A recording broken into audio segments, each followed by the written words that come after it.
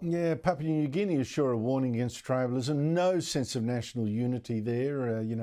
We should all be in this together, make sacrifice. None of that. Since the end of the colonial period, it's been a basket case.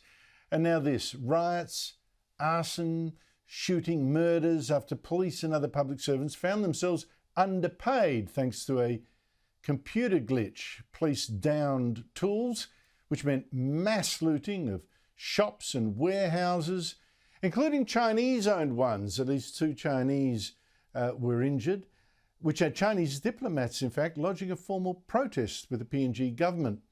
Joining me from the capital, Port Moresby, is Sky News presenter Chang Lei. I mean, lovely to have you with us, Chang Lei, but I'm not sure why you decided to go holiday in PNG and now this. How serious is it? Well, great to be on your show, Andrew. I do try to stay away from trouble these days, but it just so happens that my partner, Nick, is trying to start up a business here. And in fact, he's quite, hopeful of the changes taking place that will take this country onwards and upwards. But the events of the past 2 days, has got to put a question mark on a foreign investor.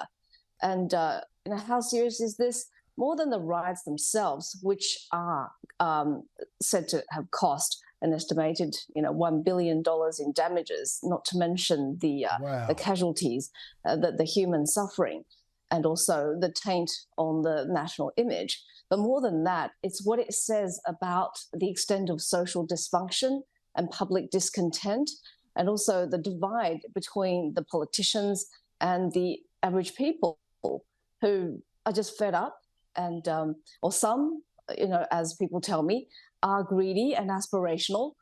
Yes, there is, subsistence living in PNG. People can always go back to the villages, but they do see in the cities what a small number of people have. And that drives them to, acts of such violence and greed. And it's a multi-layered problem. And it still remains to be seen how big this will escalate and, what political fallout it will have.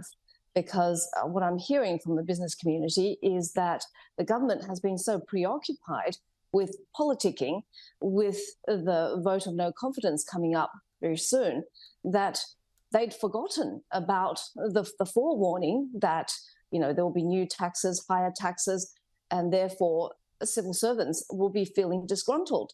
So it's, as you say, it is quite crazy here. Yeah, more than a dozen deaths as well. I mean, it's so shocking.